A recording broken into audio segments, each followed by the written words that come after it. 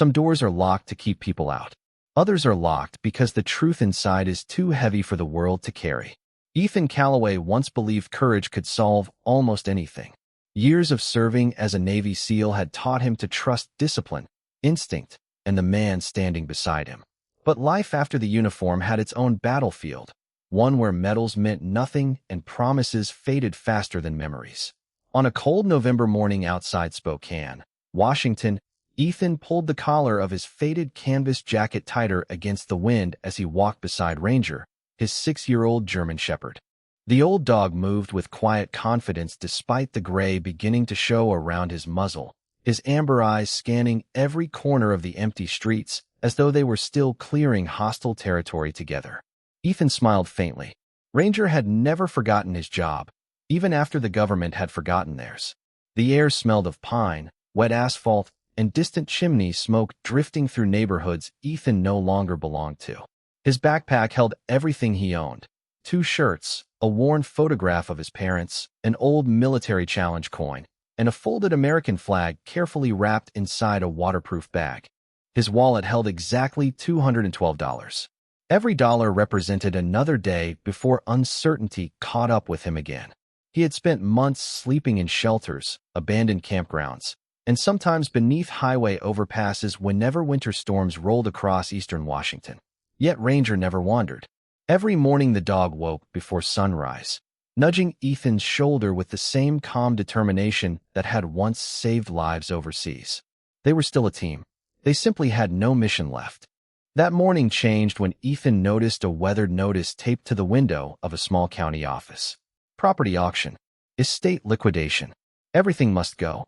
Most people walked past without slowing down. Ethan almost did the same until one line caught his attention. One abandoned estate. Sold as is. Cash only. No guarantees. The elderly clerk inside barely looked up from her paperwork when Ethan stepped through the door with Ranger quietly sitting at his side. "You're here about the mansion?" she asked without much interest. Ethan nodded. "Does anyone else want it?" The woman gave a dry laugh. "Not a single bidder. Folks say the place is cursed. Roof leaks. Utilities gone. Too far from town. Costs more to fix than it's worth." Ethan glanced toward Ranger. The shepherd remained unusually still, ears forward, eyes fixed on the photograph clipped beside the paperwork. It showed an enormous stone mansion hidden behind towering evergreens. Behind the estate sat 2 aging private airplanes resting beneath rusted hangars. Lined across the cracked driveway were 11 classic automobiles covered in decades of dust and forgotten leaves. It looked less like a home than a memory abandoned by time itself. "What's the asking price?" Ethan asked quietly. The clerk slid the document across the counter. $200. "Frankly, we're just trying to close the file." Ethan stared at the number. $200 would leave him with almost nothing. Enough for a few gallons of gas if he owned a truck, or a few meals if he didn't. Ranger slowly stood, walked toward the faded photograph, and rested one paw against the bottom edge of the counter. The movement was so deliberate that even the clerk noticed. "Funny dog," she murmured. Ethan looked into Ranger's steady amber eyes. They had searched deserts together. They had crossed mountains together. More than once Ethan had survived because Ranger sensed something invisible before any human could. Without another word, Ethan reached into his wallet, counted 10 crisp $20 bills onto the wooden counter, and signed his name beneath the purchase agreement. As the clerk handed him a tarnished iron key attached to a faded leather tag, a strange silence settled over the room. Neither Ethan nor Ranger realized they had just bought far more than an abandoned mansion. They had unknowingly stepped onto the first page of a story someone else had buried decades earlier, waiting for the right pair of loyal souls to uncover it. The iron key felt colder than the November wind as Ethan slipped it into his jacket pocket, its weight strangely out of place against the thin fabric. He and Ranger drove north in an aging pickup borrowed from a local veterans outreach volunteer, the engine humming with the weary determination of a machine that had long ago exceeded every expectation placed upon it. Miles of evergreen forest stretched on either side of the narrow county road, their towering branches filtering pale afternoon sunlight into ribbons that danced across the cracked pavement. The farther they traveled, the quieter the world became. Cell service disappeared. Traffic vanished. Even the birds seemed reluctant to interrupt the silence hanging over the hills. After nearly 40 miles, an old wrought iron gate appeared through the trees, hanging crooked from rusted hinges that groaned softly when Ethan pushed them open by hand. Ranger stepped through first, tail level, ears erect, every movement calm, yet intensely focused. Beyond the gate, a long gravel driveway curved through towering pines before revealing the estate in full. Time had not been kind to it, yet neither had it managed to erase its dignity. The stone mansion stood 3 stories tall beneath weathered slate roofing, its broad front porch wrapped in climbing ivy that had claimed nearly every column. Broken shutters swayed gently with the breeze, and dozens of tall windows reflected the gray sky, like silent eyes watching strangers arrive after far too many years. Ethan slowed his pace. He had expected decay. Instead, he found something stranger. Everything appeared abandoned, but almost deliberately preserved, as though someone had simply walked away one afternoon and never returned. To the left, 2 aging private airplanes rested beneath steel hangars whose massive doors remained partially open. Their polished aluminum skins had dulled beneath years of dust, yet neither aircraft appeared dismantled or vandalized. To the right stretched an enormous detached garage with 11 classic automobiles parked in perfect rows beneath faded canvas covers. A 1957 Chevrolet Bel Air, a Ford Mustang Fastback, a Cadillac Eldorado, and several others sat patiently beneath thick blankets of dust, frozen in another generation as though waiting for owners who had merely stepped inside for dinner. Ethan exhaled slowly. None of it made sense. If the estate had truly been forgotten, why had everything been left untouched? Ranger ignored every remarkable sight. He did not sniff the cars. He did not wander toward the mansion. He did not even glance at the airplanes. Instead, the German Shepherd stood perfectly still facing the rear of the property. His amber eyes locked onto a distant grove of towering oak trees where afternoon shadows gathered beneath their branches. Ethan had seen that posture countless times during missions. Ranger was not curious. He was certain. Without speaking, Ethan followed him around the side of the mansion. Fallen leaves crunched beneath their boots as the scent of damp earth and cedar filled the cool air. Behind the house lay an enormous backyard bordered by ancient stone walls nearly swallowed by moss. At its center stood a single oak unlike the others, wider than a pickup truck, its sprawling branches reaching toward the sky like weathered hands. Ranger stopped beneath it. He circled the trunk once, nose close to the ground, then sat without making a sound. Ethan looked around carefully. There were no fresh footprints, no tire tracks, no signs anyone had visited in years. He crouched beside the dog and rested a hand gently against the thick fur along Ranger's neck. "What is it, partner?" he whispered. Ranger lowered his head, inhaled deeply, then touched one weathered paw against the earth. Not scratching, not digging, simply touching the ground as though introducing Ethan to something that had been waiting beneath their feet for a very long time. A cold breeze swept through the trees, carrying the faint scent of old cedar and freshly turned soil, although the ground before them remained perfectly undisturbed. Ethan felt the familiar instinct that had guided him through countless impossible moments. Somewhere beneath that quiet patch of earth, the real story of the estate had only just begun. Ranger remained motionless for nearly a full minute, his ears twitching at sounds Ethan could not hear. The late afternoon breeze drifted gently through the oak branches overhead, carrying dry leaves across the uneven ground with a whisper that felt strangely deliberate. Ethan had learned long ago that patience often uncovered more than force ever could. He knelt beside the old German Shepherd and brushed away a thin layer of leaves with his gloved hand. The earth beneath looked ordinary at first glance, dark with autumn moisture and scattered with small roots weaving beneath the surface. Yet something felt different. The soil was softer than the surrounding ground, almost as though it had once been disturbed and then carefully returned to its place years before. Ranger lowered his nose again, inhaled deeply, and this time began digging with calm determination. There was no frantic urgency in his movements. Each paw stroke seemed measured, purposeful, almost respectful. Dirt gathered behind him while Ethan watched in silence, occasionally clearing loose soil aside with his hands. After several minutes, Ranger suddenly stopped. His body stiffened. His head tilted slightly to one side before he stepped backward and looked directly into Ethan's eyes. It was the same silent signal he had given countless times during their years together. "I found something." Ethan reached carefully into the shallow hole and felt cold metal beneath his fingertips. He pulled away another layer of dirt until the corner of a small iron box appeared beneath the roots.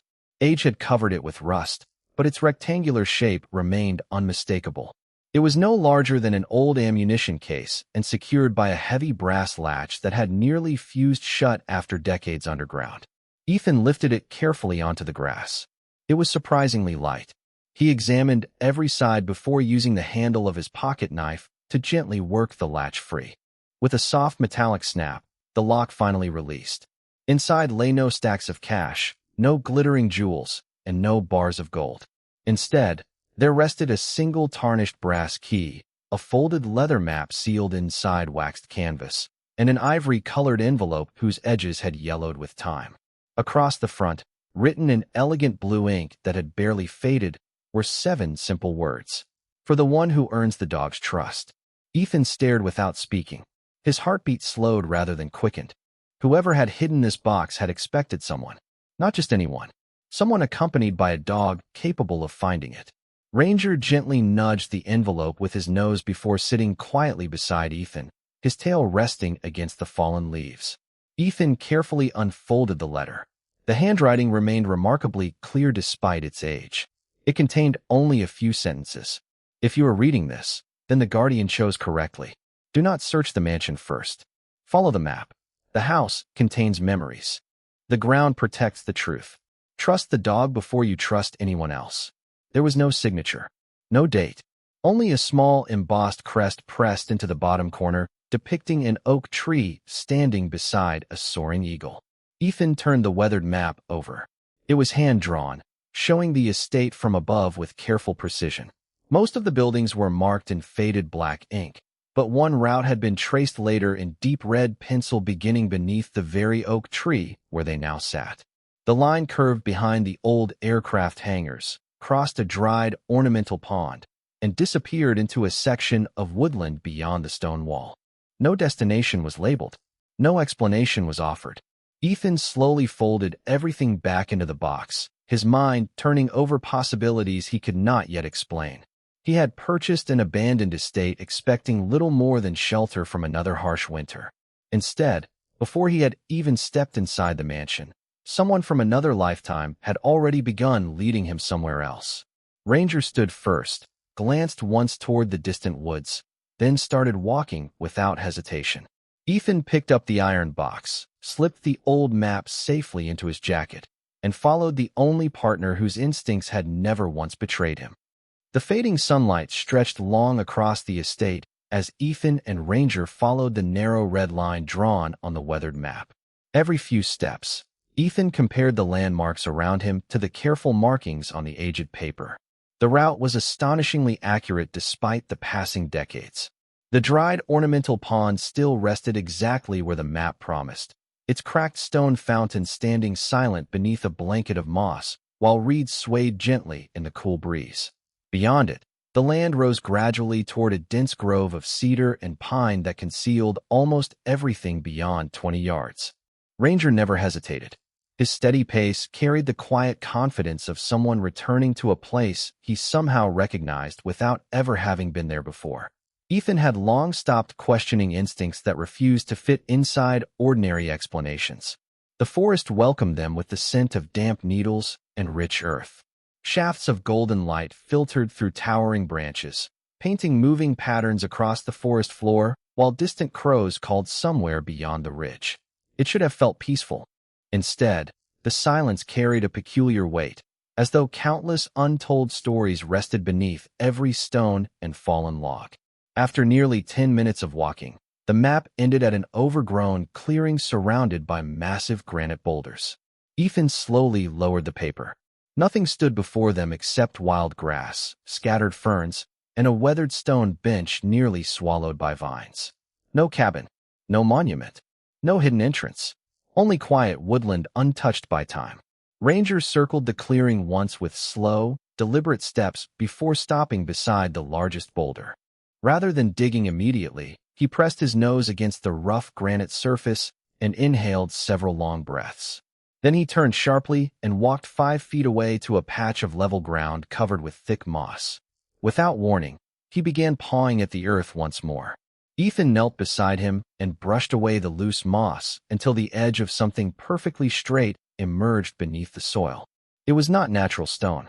He cleared more dirt with careful hands until the outline of a rectangular steel plate appeared beneath decades of forest growth.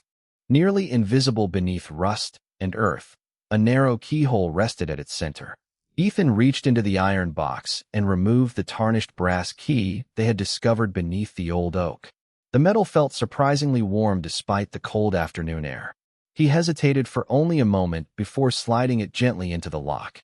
The mechanism resisted at first, then released with a deep metallic click that echoed softly beneath the ground. For several seconds, nothing happened. Then a quiet groan rolled upward through the earth as hidden hinges slowly lifted the heavy steel hatch by only a few inches. Cool air escaped from the darkness below, carrying the unmistakable scent of aged cedar, dry stone, and something else Ethan could not immediately identify. It smelled clean, preserved, almost untouched by time itself. Ranger stood perfectly still beside the opening. He did not descend.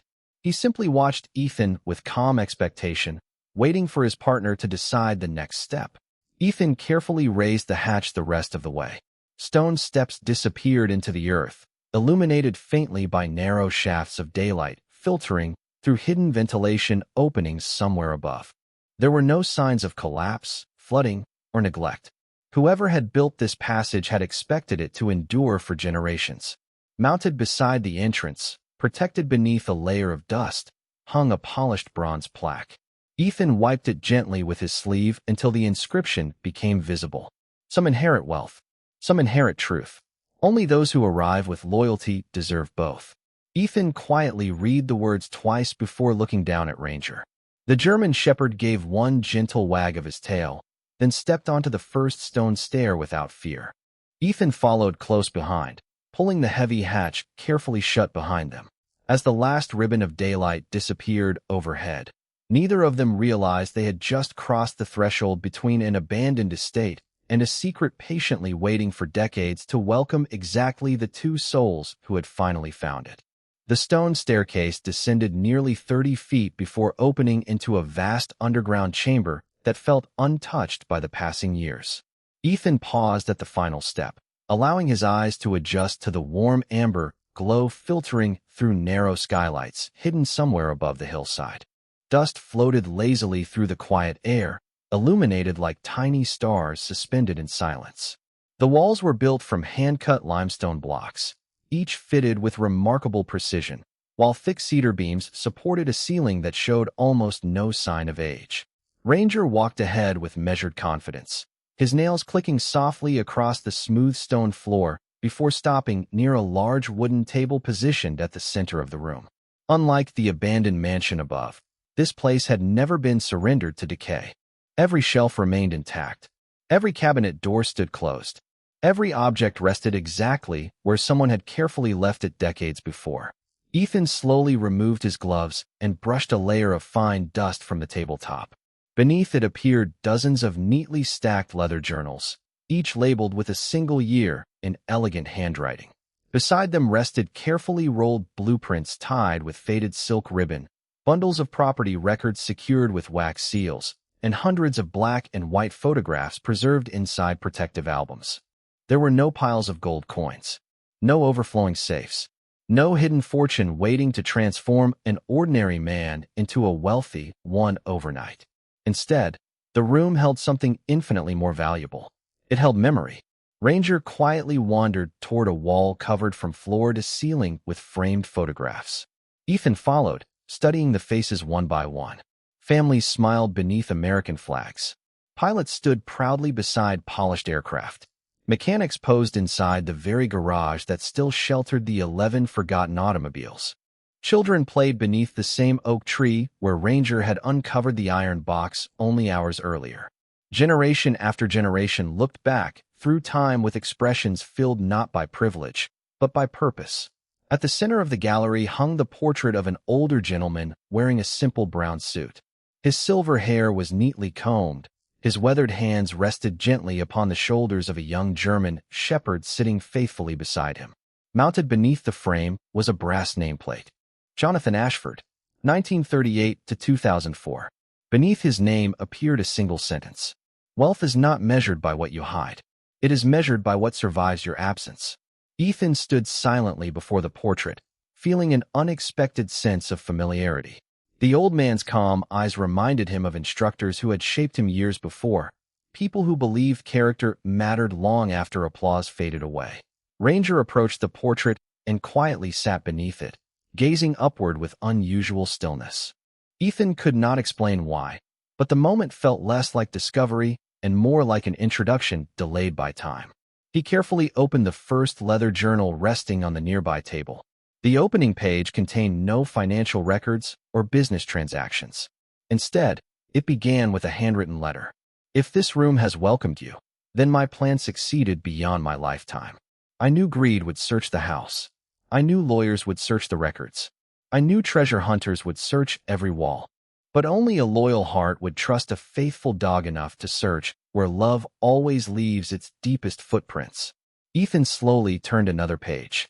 The entries that followed described decades of charitable work carried out quietly through anonymous donations, scholarships for military families, homes built for disabled veterans, and veterinary clinics funded across rural communities without the Ashford name appearing on any building.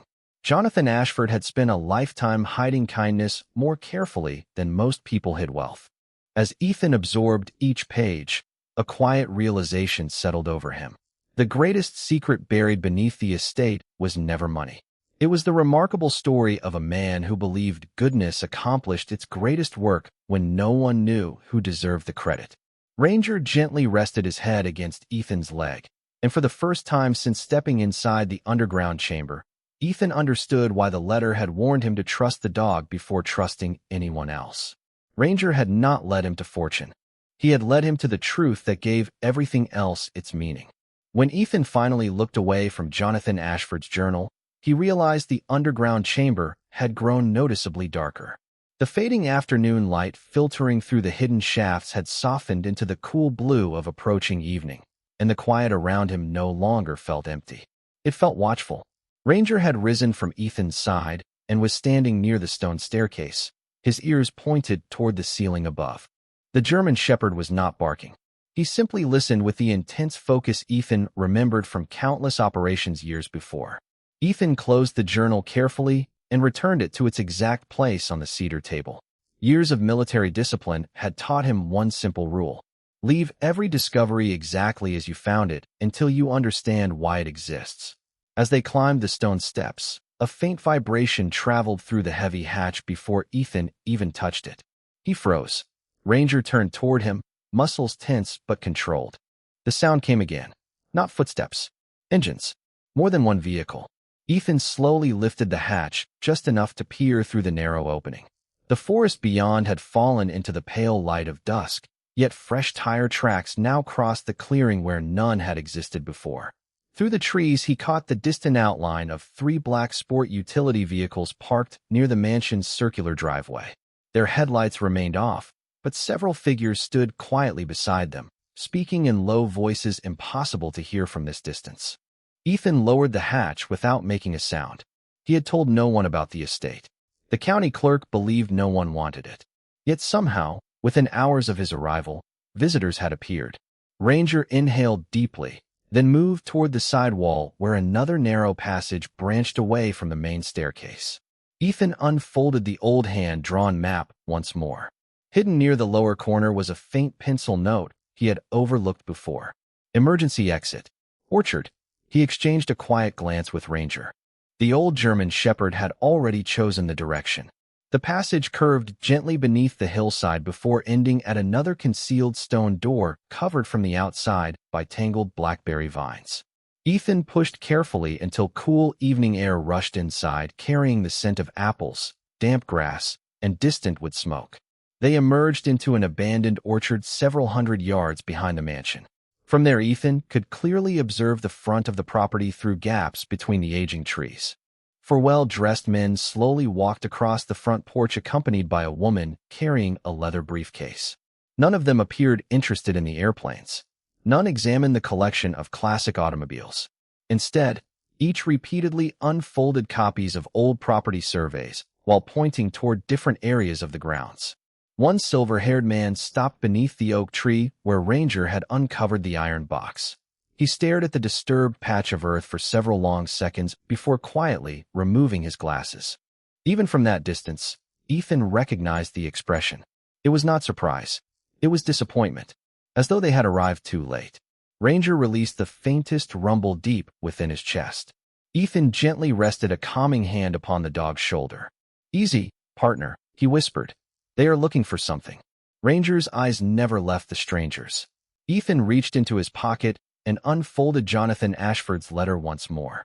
One sentence suddenly carried an entirely different meaning.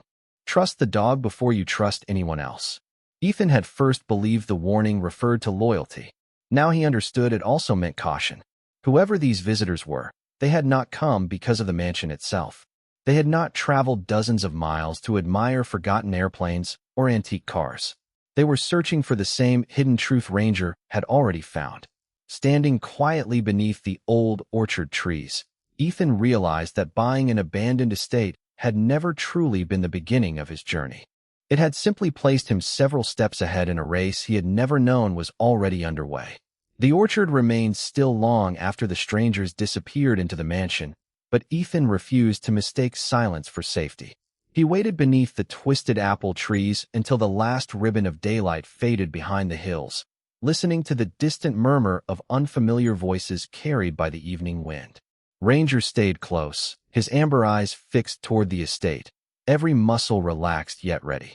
It reminded Ethan of nights overseas when patience accomplished more than haste ever could. He unfolded Jonathan Ashford's letter once again, reading every line with greater care than before. The handwriting no longer sounded like a farewell. It sounded like instructions left for someone expected to arrive many years later. His attention settled on the embossed crest pressed into the corner of the page. Earlier he had admired its craftsmanship. Now he noticed something different. The eagle's wings formed the outline of the number 7, while the roots beneath the oak curved into the shape of the letter A. Ethan searched the nearby journals he had carried inside his backpack before leaving the chamber. One of the oldest volumes bore the exact same emblem stamped into its leather cover. He carefully opened it beneath the soft beam of his flashlight. Tucked between two pages rested a folded document unlike the journals surrounding it. It was an original trust agreement signed decades earlier by Jonathan Ashford and witnessed by 3 attorneys. The final paragraph stopped Ethan cold. "Should my heirs abandon the principles upon which this estate was built, all protected charitable assets shall transfer to the first lawful owner who discovers the archive chamber through the guidance of the guardian dog and the hidden path prepared for that purpose." Ethan quietly read the sentence twice. The wording was strangely precise. Not family, not descendants, the first lawful owner. Whoever had drafted the document had anticipated that one day the mansion itself would legally pass into someone else's hands. Ethan glanced toward Ranger, who remained quietly watching the distant house as though he understood the significance before any human ever could. Then another detail caught Ethan's attention.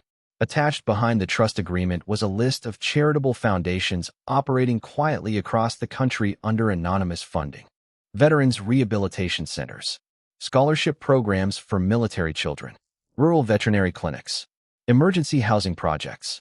Every organization traced back to one private holding company still legally connected to the estate. Jonathan Ashford had not hidden wealth beneath the property. He had hidden the legal authority protecting decades of generosity from people who might someday misuse it. Ethan suddenly understood why the visitors had arrived so quickly. If someone gained control of those records, they could quietly dismantle everything Jonathan had spent a lifetime building. Ranger stood abruptly and lifted his nose toward the breeze. This time his reaction carried no uncertainty. Someone was approaching the orchard. Ethan switched off the flashlight and slipped behind the broad trunk of an old apple tree. Through the darkness, he watched 2 silhouettes emerge along the edge of the abandoned path. They carried expensive flashlights and spoke with calm confidence rather than urgency. The ground was disturbed, one man said quietly. Someone found the first marker. The second sighed. Then we are too late. Unless they have not reached the archive yet. We cannot allow those records to become public. Their footsteps faded before either man noticed Ethan or Ranger hidden among the trees. Only after complete silence returned did Ethan slowly exhale. Those few words confirmed everything he needed to know. The strangers were not searching for forgotten cars or abandoned airplanes. They feared documents, truth, evidence. Ranger gently nudged Ethan's hand before walking toward the concealed passage once again. Inside the underground chamber, Ethan searched the remaining cabinets with renewed purpose. Behind an ordinary row of property ledgers, he discovered a locked cedar drawer that opened perfectly with the brass key from the iron box. Inside rested a single fireproof portfolio containing certified copies of land deeds, trust amendments, financial audits, and letters from respected judges, military officers, and community leaders praising Jonathan Ashford's anonymous philanthropy. At the very bottom lay one sealed envelope addressed in the same elegant handwriting. To the honorable authorities of the United States, should this archive ever be discovered after my passing, these enclosed records explain why certain individuals spent years attempting to erase my work. Protect the charities. Protect the veterans. Protect the dogs. The truth belongs to the people now. Ethan carefully closed the portfolio, his hands steady despite the enormous responsibility they now carried. He had entered the estate believing he had purchased shelter from another winter. Instead, he had inherited the duty of protecting a legacy built not upon riches, but upon quiet compassion that had changed thousands of lives without asking for recognition.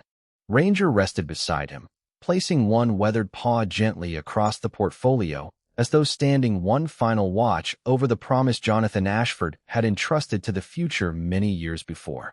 Dawn arrived quietly over the estate, painting the frost-covered fields with soft bands of pale gold, while a gentle mist drifted between the towering pines. Ethan had slept very little. The fireproof portfolio rested safely inside his backpack, and Ranger remained beside the front door of the mansion throughout the night, never wandering more than a few feet away. As the first rays of sunlight touched the old stone walls, the sound of engines echoed once again through the valley. This time, however, the vehicles that entered the long driveway were different. Dark blue sport utility vehicles rolled steadily toward the mansion without haste or unnecessary noise. Men and women wearing simple jackets stepped out carrying folders rather than tools. Their movements were calm, deliberate, and professional. One middle-aged woman approached the front porch while the others quietly surveyed the property. She introduced herself as Assistant United States Attorney Rebecca Lawson. Her silver hair was tied neatly behind her head, and her steady blue eyes reflected the confidence of someone accustomed to handling difficult truths with patience rather than drama. Ethan listened carefully as she explained that a package had arrived at the federal courthouse before sunrise through a secure digital transfer initiated from the county records office. The documents contained copies of the trust agreement, the charitable records, and Jonathan Ashford's final letter. Ethan had uploaded secure scans from the estate using an old satellite connection hidden inside the underground chamber before daylight returned. Rebecca looked at Ethan with quiet respect before saying, "Mr. Calloway, everything we have reviewed confirms that you acted entirely within the law. More importantly, it confirms that Mr. Ashford spent decades protecting thousands of people through organizations few even knew existed." Ranger sat quietly beside Ethan, watching each unfamiliar face with calm attention until Rebecca smiled gently and knelt to scratch behind his ears. "I believe this remarkable fellow deserves some credit as well," she said softly. Ethan glanced toward the old oak tree standing proudly beyond the front lawn. "He deserves most of it." Throughout the morning, investigators carefully documented the underground archive without disturbing its careful arrangement. Every journal remained on its shelf. Every photograph stayed in its frame. Rebecca insisted that the chamber itself be preserved exactly as Jonathan Ashford had intended, calling it not merely evidence, but an important historical record of anonymous generosity. By noon, the strangers who had searched the property the previous evening quietly departed after being informed that the estate and its protected charitable assets were now under federal preservation orders, pending final probate review. There were no dramatic confrontations, no raised voices, no celebrations, only the quiet sound of doors closing and vehicles disappearing down the long gravel road. Peace returned almost as naturally as the morning light itself. Later that afternoon, Ethan wandered through the enormous garage where the 11 classic automobiles still rested beneath their faded covers. He brushed a thin layer of dust from the hood of an old Chevrolet and smiled to himself.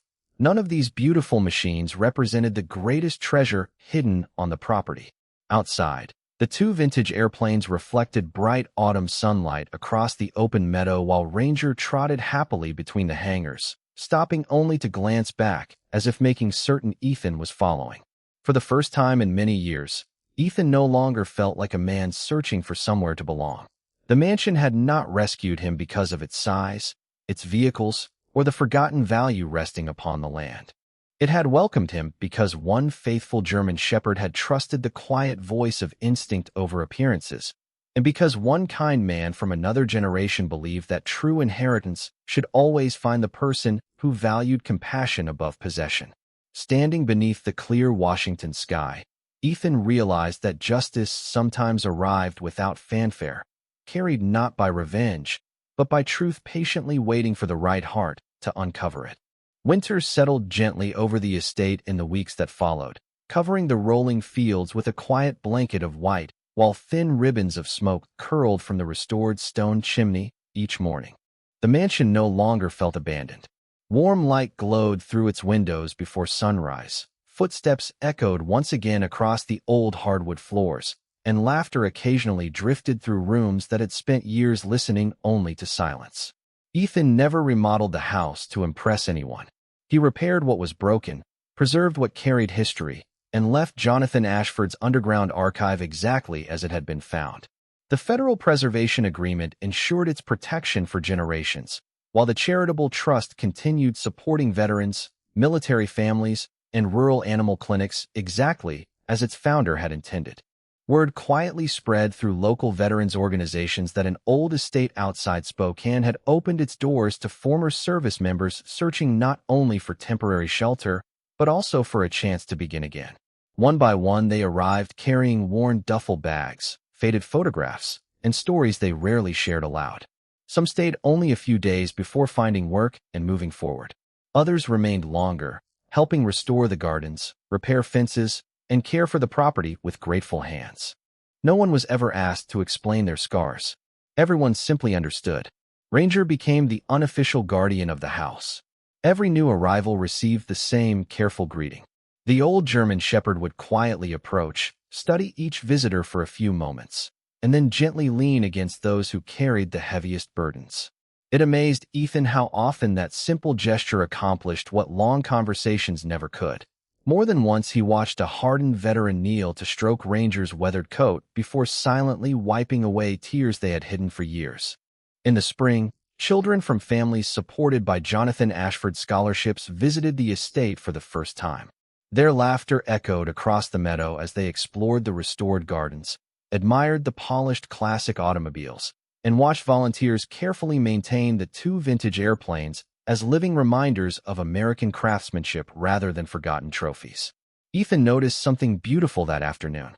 Every child eventually found Ranger resting beneath the great oak tree where the journey had truly begun. Some sat beside him to read books. Others wrapped their small arms around his neck without hesitation. Ranger accepted every embrace with the same quiet patience he had always shown Ethan. One evening, as the sun disappeared behind the pine-covered hills, Ethan carried two folding chairs onto the wide front porch. He placed one beside his own, although no person ever occupied it. Ranger slowly climbed into the empty chair with a contented sigh, his silvered muzzle resting comfortably against the worn wooden armrest, while the cool breeze carried the scent of fresh grass and cedar across the valley. Ethan smiled as he watched the American flag rise and fall gently above the porch roof. Months earlier, he had believed he possessed nothing more than a backpack and a faithful dog. Looking around now, he realized that neither the mansion, nor the airplanes, nor the automobiles had truly changed his life. They had simply led him towards something infinitely richer. A place where forgotten people discovered hope, where kindness continued long after its creator had gone, and where one loyal German shepherd proved that the greatest treasures are never buried beneath stone or locked behind iron doors. They live inside the quiet choices that refuse to let another soul walk through life alone. As twilight settled over the peaceful estate, Ethan reached down and rested his hand gently upon Ranger's head. The old dog closed his eyes without moving, completely at peace. Some legacies are written in history books. Others are written in grateful hearts. And sometimes, the hand that guides us toward both has four paws instead of two.